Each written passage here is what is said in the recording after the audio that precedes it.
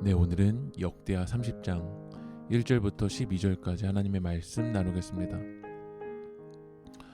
남유다 13대 왕 히스기야는 성전의 문을 열고 성전을 수리하고 더러운 우상들을 끄집어내고, 그리고 그 끄집어낸 다시 정결하게 한 그 자리에서 하나님께 예배했습니다. 속죄제, 번제, 감사제를 하나님께 드렸습니다. 백성들도 자원하는 마음으로 거룩하게 하나님께 예배하였습니다. 역대하 30장에서는 히스기야가 유월절을 회복시킵니다. 유월은 넘어가다, 뛰어넘다, 영어로는 패스오버리라는 뜻입니다. 애굽에서 이스라엘 백성들이 노예 생활을 할 때 하나님이 이 애굽을 향한 10번째 재앙은 장자의 죽음이었습니다. 그러나 이스라엘 백성들은 문설주에 피를 발랐고, 피가 있는 집은 넘어갈 유, 넘어갈 월, 죽음으로부터 패스되었습니다. 우리도 죽을 수밖에 없는 운명이지만 예수님의 보혈로 우리는 사망에서 생명으로 패스되었습니다. 그렇다면 이스라엘은 이 주님의 피를 기억하고 주님의 은혜를 생각해야 됩니다. 그런데 5절 말씀을 보면 하반절에 이는 기록한 규례대로 오랫동안 지키지 못하였음이더라. 오랫동안 그 주님의 은혜를 잊어버린 거야. 유월절을 지키지 않았어요. 우리도 타성에 붙어서 하나님의 은혜를 잊어버리지 않았습니까? 바쁘고 분주한 세상에 치우쳐서 우리를 죽음에서 생명으로 패스시켜 주신 그 주님의 은혜를 잊어버린 거죠.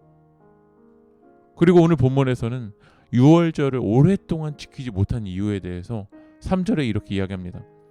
이는 성결하게 한 제사장들이 부족하고 백성도 예루살렘으로 모이지 못하였으므로 그 정한 때에 지킬 수 없음이더라. 성결하게 한 제사장이 부족하다라는 거예요. 당시 제사장이 얼마나 있었을지는 모르지만 많은 제사장들은 있었을 거야. 그러나 거룩하게 구별된, 성결하게 된 제사장이 없다라는 거야. 하나님이 원하시는 건 거룩한 예배입니다. 거룩한 제사장이에요. 지금도 신학교마다 많은 신학생들이 졸업하고 있는데 이 말씀을 이 시대에 적용해 보면 저를 비롯해서 하나님이 원하시는 성결한 제사장이 있냐라는 거예요. 그리고 유월절을 지키지 못한 이유는 백성들이 모이질 않아요. 삶에 지쳐서 내 욕망과 욕심을 쫓다 보니까 은혜의 자리로 모이질 못하는 거예요. 여러분, 어디를 향해서 나아가고 있습니까? 어디로 모이고 있습니까? 이 말씀 우리에게 적용해 보면 주님의 은혜를 기억하고 주님을 사랑하는 그 자리를 향해서 여러분 나아가고 있습니까? 은혜를 기억하지 않고 오랫동안 이 유월절을 지키지 아니한 남유다를 회복하기 위해서 히스기야는 명령하는 거예요. 여호와를 위한 유월절을 지키라. 유월절을 지키라. 그래서 이 유월절을 지키라는 명령에 6절 말씀을 읽어보면 보발꾼들이 왕과 방백들의 편지를 받아가지고 왕의 명령을 따라 온 이스라엘과 유다에 두루다니며 전하니 일렀으되 이스라엘 자손들아, 너희는 아브라함과 이삭과 이스라엘 하나님 여호와께 돌아오라. 그리하면 그가 너희 남은 자 곧 아수르의 왕의 손에서 벗어난 자에게로 돌아오시리라. 보발꾼은 뛰는 자라는 뜻을 가지고 있는데 왕궁의 주요 서신을 전하는 자예요. 그 왕궁의 주요 서신을 전하는 자가 뛰어다니면서 이야기하는 거야. 하나님께로 돌아오라. 하나님께로 돌아오라. 돌아오면 하나님 은혜 베풀어 주신다.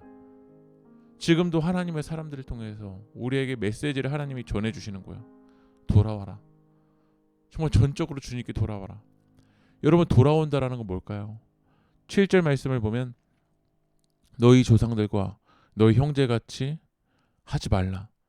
그들은 그의 조상들의 하나님 여호와께 범죄하였으므로 여호와께서 멸망하도록 버려두신 것을 너희가 똑똑히 보는 바니라. 형제같이, 조상들같이 하지 말라는 거야. 다시 말하면 범죄하지 말라는 거야. 히스기야 위에 조상들의 왕들이 하나님께 범죄해서 결국 무너졌거든요. 그러니까 돌아온다라는 건 먼저 우리가 회개해야 돼요. 다시 죄를 향해서 나아가면 안 된다라는 거예요.